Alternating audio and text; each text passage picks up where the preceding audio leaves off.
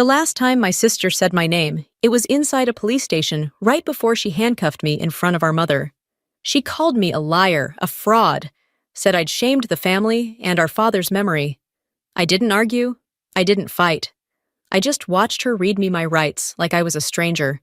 Because in her eyes, I was. That night, I learned something no battlefield ever taught me: the cruelest wars aren't fought overseas. They happen at your own dinner table. My name is Opal Gardner, and this is the story of how my sister tried to arrest me, and ended up saluting me instead. I hadn't been back to Clearwater, Oregon in 10 years, not since my father's funeral. That town was a wound that never quite scabbed over, small enough for every secret to echo and mean enough to remember who ran away. Thursday afternoon, I found a letter waiting in my mailbox. A real one. Heavy paper, blue ink, the kind people used before they learned to hide behind screens. Dinner at Mom's. Sunday, 6 p.m., family only. Rachel. No warmth, no apology, just command. Typical Rachel. I held it for a long time. The ink had smudged a little like she'd written it fast, but still managed to make it look official. She always did. The last time we'd spoken, her voice was colder than the casket between us. Don't bother coming back if you can't stay. And I hadn't. That night in my office, Major Evans glanced over my shoulder. Rachel sent you something, he asked. Yeah. One sentence, dinner, Sunday. He smirked. That's not dinner, that's a summons. I laughed, but it caught somewhere deep in my chest. In the military, silence means discipline. In my family, silence means exile. I slipped the letter into my jacket pocket, filed a DC for 3 days leave, and told myself I wasn't going home to fix anything, just to look the storm in the eye. Before turning in, I remembered something a base therapist once told me after Afghanistan: you can't heal what you refuse to face. Maybe he was right. Because when I looked again at Rachel's signature, sharp, steady, carved into the page like a warning, I knew exactly what this was. Not a reunion, a reckoning. That night, a knock came at my door. A local officer stood there, hat tucked under his arm, holding another envelope. Message from Sheriff Gardner. Inside was my mother's address, and one more line handwritten in the same blue ink: we'll all be there. Don't be late. I folded the note, slid it into my bag, and said quietly to the empty room, All right, Rachel, let's see what kind of dinner you've set. I reached Clearwater late Sunday afternoon. The kind of quiet that feels rehearsed hanging over the town. The same storefronts lined Main Street. The same leaning welcome home sign, paint peeling like old skin. The only thing that had changed was who was gone. Mom's house sat on a small hill overlooking the lake, white siding, scrubbed 2 clean windows, polished to reflection. Parked dead center in the driveway was Rachel's patrol car, shining territorial, its siren light catching the last of the sun. On the porch, a small metal plate read, Property under police protection. I couldn't tell if it was meant to protect her or protect everyone else from her. Mom answered the door. She looked thinner shoulders, drawn eyes, tired in a way that had nothing to do with age. She hugged me briefly, a ghost of warmth. I'm glad you came, she whispered, then softer. Don't argue tonight, sweetheart. I wanted to ask why, but old instincts kept my mouth shut. Rachel appeared behind her crisp uniform badge, polished like a threat. You actually made it, she said, more observation than greeting. Didn't want to give you the satisfaction of saying I ran again, I said. Her lips curved, half smile, half smirk. Then sit. We have a full house. Inside, the dining room glowed too bright. 2 of her deputies stood near the archway, not eating, just watching. Across the table sat a row of familiar faces, aunts, uncles, cousins, all pretending they hadn't spent years calling me a disappointment. What's the occasion, I asked. Rachel's tone was casual. Just a normal family dinner. Too smooth, too deliberate. A lie dressed up as hospitality. The picture of our father still hung on the wall, but it had been moved from the center to make room for one of Rachel receiving her sheriff's badge. Mom's wine glass trembled slightly each time Rachel spoke. Even the air seemed to wait for her permission. Then I saw him, a man standing outside by the porch rail, phone to his ear, eyes flicking toward the window. Leather jacket, average build. Familiar. The same private investigator I'd warned off months ago. Expecting company, I asked. Rachel didn't look at me. Dinner's for family. But her eyes shifted for just a second toward the glass. That was enough. This wasn't dinner, it was a setup. And I'd just walked into her courtroom. The warmth in that room was fake, like stage lighting, bright but cold underneath. Mom kept pushing food toward me, her hands shaking. Rachel filled every silence with questions no one wanted to answer. How's work? How's life? How's pretending to be okay? Laughter rippled down the table, the brittle kind that dies too fast. When it came to me, Rachel leaned back, eyes sharp. So, Opal, still working for that. What was it? Department of Defense. Something like that, I said. Something secret, huh? Something that pays the bills. Laughter again, mine included. Only Mom didn't join. She just stared at her napkin fingers, white from the grip.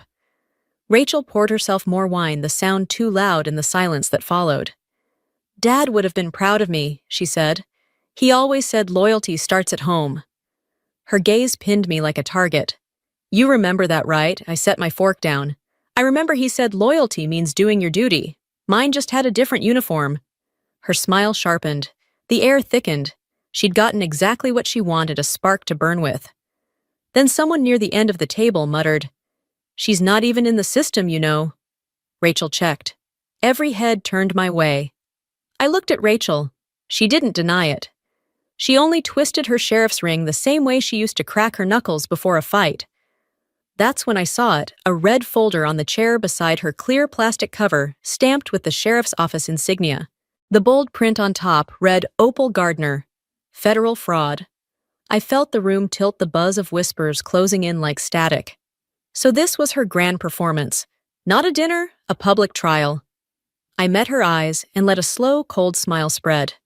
You really went that far, huh? Her voice was calm, triumphant, far enough to protect this family from a liar. I nodded once. Then I hope you checked the jurisdiction, Sheriff. I glanced at my watch. The minute hand ticked forward, steady as a heartbeat. A few more minutes, and everything she thought she controlled would burn down around her. Rachel's glass hit the table with a soft thud, but the silence that followed was heavier than the sound itself. She rose, uniform, crisp badge, gleaming authority, radiating like heat. Before dessert, I'd like to make something clear about my sister. Every eye turned to me. Mom whispered for her to stop, but Rachel lifted her hand, already in control. She held up the red folder I'd seen earlier, the sheriff's seal catching the light. These documents prove that Opal Gardner has been impersonating a federal officer. The words cut through the room like glass. Gasps, whispers, and one shaky laugh that died halfway out of someone's throat. She flipped through the pages, ID cards, photos, even a classified warehouse, and delivered her verdict. The Department of Defense confirmed there's no record of her. Mom's spoon clattered. Rachel pressed on, voice rising. She's been lying to us. To you. To Dad's memory. I stayed still, calm. The scars on my wrist itched as I shifted, pressing my hip against the belt. The emergency ping went out. 12 minutes. Rachel unclipped her cuffs. Opal Gardner, you're under arrest. The metal bit into my skin, cold and familiar. Mom screamed. Rachel ignored, her eyes bright with triumph. Behind her, one of her deputies lifted a phone recording. Transparency, Rachel called it. I caught a glimpse of the live icon. Not a recording, a live stream. The Clearwater Sheriff's Office was broadcasting my arrest. She turned back to me, savoring it. For years, my sister fooled this family, but tonight, justice is served. I met her gaze steady. You think justice cares about your dinner show? You're not one of us anymore, she snapped. You're right, I'm not. 6 minutes. The SUV outside flicked its light. No one spoke. Rachel hovered by the door, righteous fury masking fear. You know, it's sad how people like you think you can fool everyone. People like me, the ones who leave and come back pretending to be heroes. I said nothing.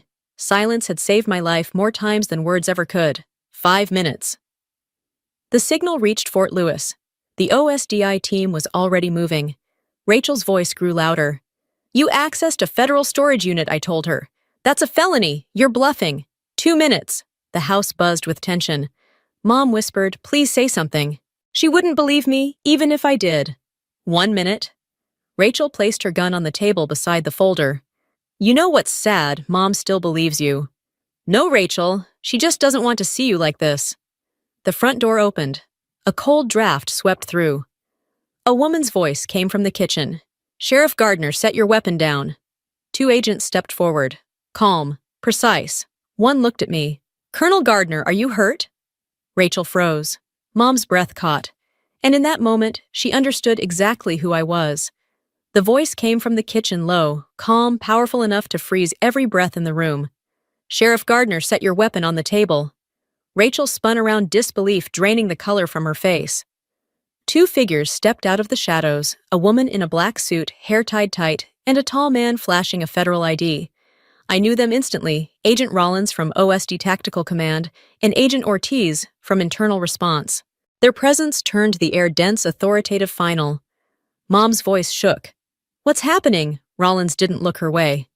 We received a distress signal from Colonel Opal Gardner, ma'am. Colonel Rachel's voice cracked. She's lying.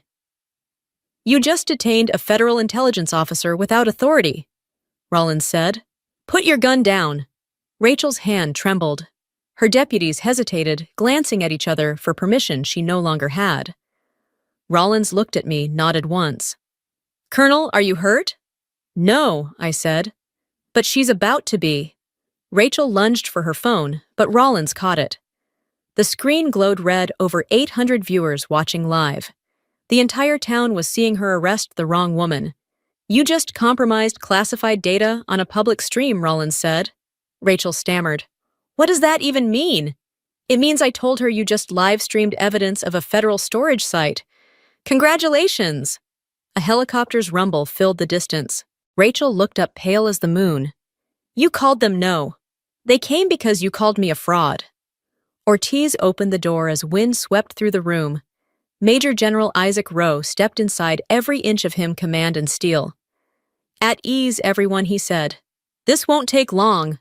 The dining room transformed into a command post. Rollins stood at attention. Rachel couldn't move. General Rowe turned to me. Colonel Gardner, are you all right? Mom gasped. Rachel whispered, Colonel, she's not, she is, he cut in, and she's under my command. Then before everyone, he saluted me. General's orders, ma'am, you're clear. Rachel stumbled back, realization breaking her in two. Rowe faced her one last time. Sheriff Gardner, you just detained a federal officer under classified directive. That's obstruction of national security. Her voice trembled. I didn't know, you didn't ask, he said. The badge on her chest suddenly looked heavier than her pride. Red and blue lights from the federal cars flashed across my mother's walls, washing the room in the colors of a storm that had finally broken loose. The air still carried the smell of dinner gone, cold cigarette smoke, and shame. Rachel sat in the corner, wrists bound in front of her head, bowed. Mom faced her, trembling eyes hollow. I stood near the window, watching the helicopter lights fade into the dark hills beyond town. Rollins read the Miranda rights in a steady voice. You have the right to remain silent. The irony burned through the quiet silence. The one thing Rachel never understood was now the only right she had left. Mom whispered, I thought she was protecting us. She was protecting herself from being wrong, I said. General Rowe stood by the doorway, hands behind his back, his tone calm but weighted. You did well, Colonel. You stayed composed. Staying composed is easy, sir, when you've already lost everything once. Rollins turned to me quietly. The stream went viral. Local media's already covering it. I exhaled slowly. Let it run. Truth deserves daylight. Rachel lifted her head, eyes red, voice shaking. You wanted me humiliated. No, Rachel, I wanted you to listen. She gave a hollow laugh, tears streaking down. Congratulations, Colonel. You won. You still don't get it, I said. There was nothing to win. Rollins gestured. Two agents led Rachel out. The door closed behind her, the metallic click echoing like a period at the end of a long sentence. I slipped the open cuffs from my wrists and set them on the table amid spilled wine. Keep that, I told my mother, as a reminder of what silence can survive. Tears ran freely down her face. I don't even know who you are anymore. You never did, I said softly. But that's okay now. As I stepped outside, Rollins caught up to me. They'll probably promote you sooner than planned. Rank doesn't fix what family breaks. Maybe not, she said, but it helps you stand taller when they try to push you down. I looked back at the house, its yellow light bleeding through the curtains like fading memories. I stood tall tonight, I whispered, but not for them. 2 months later, Washington felt colder than usual. The air outside the federal court building carried that muted hum of winter clean, indifferent. Inside the hearing room was all white walls and quiet discipline, as sterile as a hospital. Rachel sat across from me at the long table, dressed in a gray suit that looked a size too big. Her face thinner, eyes dulled to glass. No badge, no rank, just a woman learning too late that righteousness without humility is its own sentence. The presiding officer adjusted his glasses. "Colonel Gardner, do you wish to press personal charges?" "No, sir," I answered. The system already did. General Rowe sat beside me, hands folded, gaze steady. He didn't need to speak. His silence carried the weight of a man who'd seen too many wars, some fought with weapons, some with pride. He gave a single nod, the kind that meant honor had already been restored. The prosecutor stepped forward, holding a sheet of paper. A handwritten letter, he said, submitted by Sheriff Rachel Gardner prior to sentencing. He read aloud, "I thought I was saving my family's name. Turns out I was only saving my pride." The room fell still. The hum of the air vent was suddenly loud enough to hear. I looked down at the letter, the uneven strokes of blue ink trembling across the page. It was the same handwriting that had once summoned me home. Full circle. The prosecutor asked, "Do you wish to respond?" "No," I said quietly. "Some letters don't need an answer." The judge's gavel came down with a soft thud. The court sentences the defendant to 6 years, reduced to 4 for lack of malicious intent. Rachel turned toward me, her voice barely there. "I guess you got your justice." I stood meeting her eyes for what felt like the last time. "I didn't come here for justice. I came to stop a cycle." Her gaze faltered, as if realizing that forgiveness wasn't part of the deal, just release. When it was over, General Rowe walked beside me through the marble hallway, his steps echoing like memory. "You could have destroyed her reputation completely," he said. "She did that herself," I answered. "I just didn't interfere." He smiled faintly, lines deepening around his eyes. That's the highest form of mercy. Outside the city was all light and cold air. A young officer approached, saluting crisply before handing me a sealed envelope. Effective immediately, Colonel Opal Gardner reassigned to Joint Command Strategic Unit. I opened it slowly, the paper crisp, the ink still wet. "Strange," I murmured, "how the higher I go, the quieter it gets." General Rowe looked ahead, his tone almost gentle. "That's how real power sounds."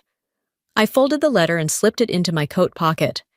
The courthouse doors opened to the wind, and for the first time in a long time, the silence didn't feel like exile. It felt like peace finally learning my name. 3 years later, winter wrapped Washington in a stillness so sharp it almost hummed. The Potomac had frozen halfway the surface, split between motion and silence, like two halves of a truth that would never meet again. From the 8th floor of the Pentagon's Joint Command Wing, my office looked over the Capitol gray sky, distant traffic, the steady rhythm of a city that never stopped moving forward. A young officer knocked once before opening the door. "Colonel Gardner, the Joint Command is ready." "Good," I said. "Let's begin." When the door closed behind him, I turned back to the desk. Between thick binders and maps of conflict zones lay a single photograph, faded and bent at the corners. 2 girls standing by Clearwater Lake, barefoot in the summer light, fishing lines dangling over the water. One of them had Rachel's grin, the other mine looked like I still believed we were on the same side. The corner of the photo was charred, a burn mark from a night I'd tried to destroy it and couldn't. I'd kept it ever since, not as a wound but a reminder that not everything has to disappear to be healed.